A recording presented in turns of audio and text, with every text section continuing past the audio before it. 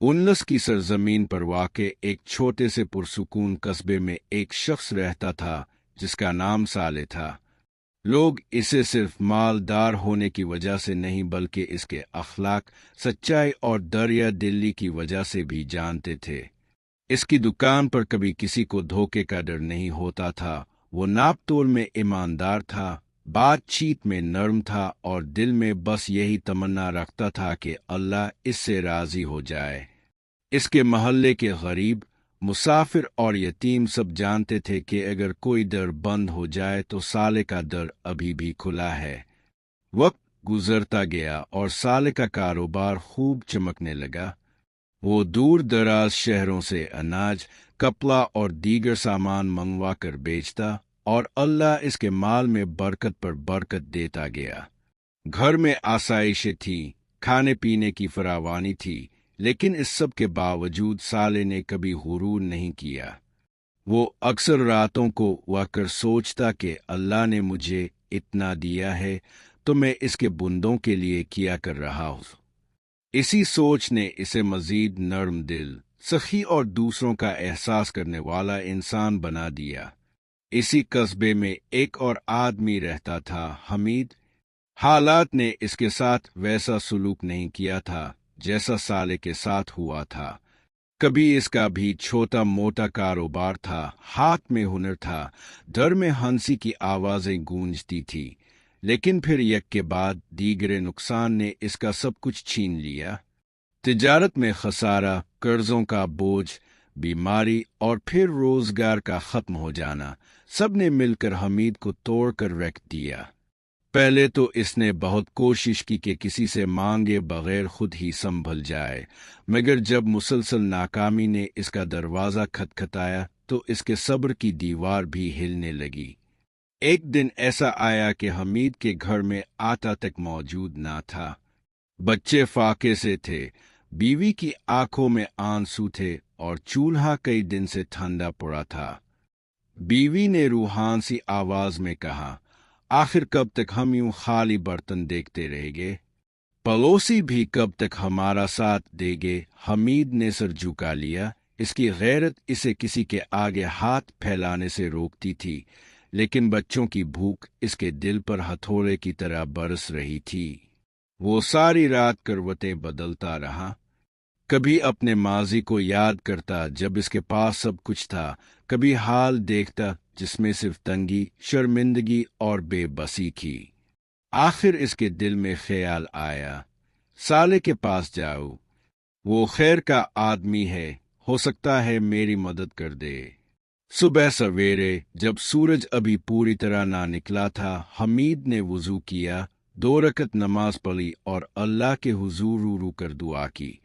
ए मेरे रब, तो जानता है मैं सवाल करने वाला आदमी नहीं, मगर बच्चों के चेहरों पर भूख का साया बर्दाश्त नहीं होता। मेरे लिए आसानी पैदा कर दे और साले के दिल में मेरे लिए नरमी डाल दे। दिल में इज़्तिराब और कदमों में जेजेक के साथ वो साले के घर की तरफ चल पड़ा।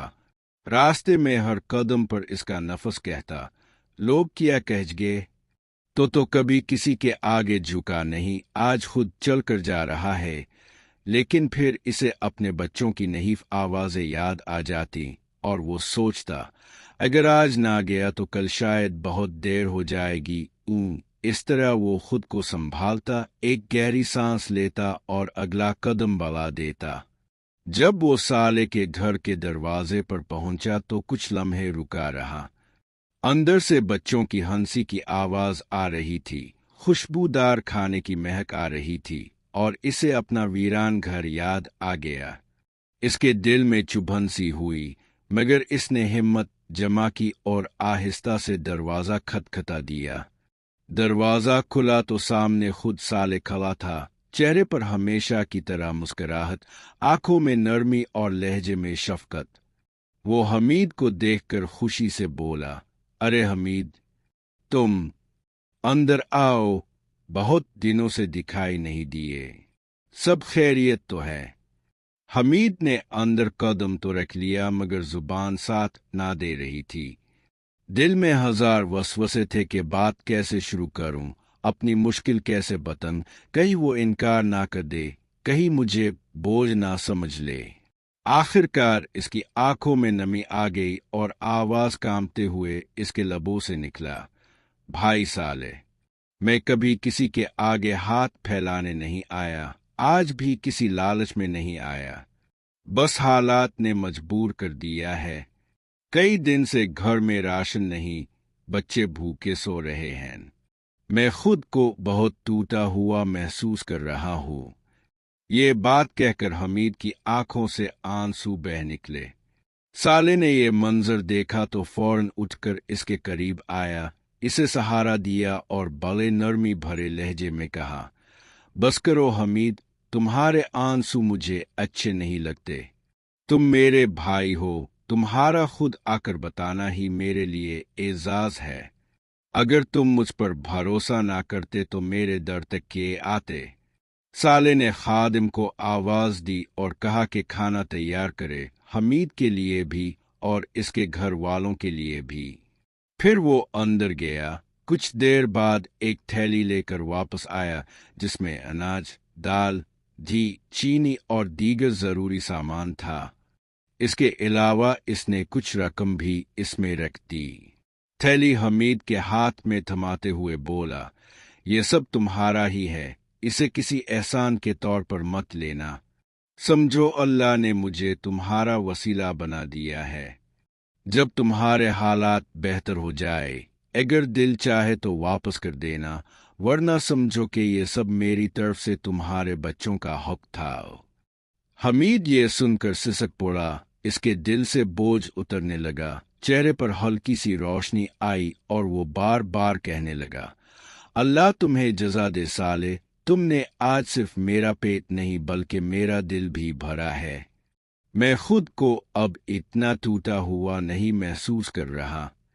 صالح نے مسکراتے ہوئے کہا، بھائی آج تمہاری باری ہے، کل کو میری بھی ہو سکتی ہے، یہی دنیا کا اصول ہے، کبھی کسی کے دن اچھے ہوتے ہیں، کبھی کسی کے مشکل۔ اصل چیز یہ ہے کہ جب ہمیں طاقت ملے تو ہم کمزوروں کا سہارا بنے، تاکہ جب ہم کمزور ہوں تو اللہ ہمارے لیے مددگار پیدا کرے۔ حمید گھر واپس لوٹا تو بچوں نے خوشی سے تھیلی کو دیکھا، بیوی کی آنکھوں میں بھی آنسو تھے مگر اس بار یہ شکر کے آنسو تھے۔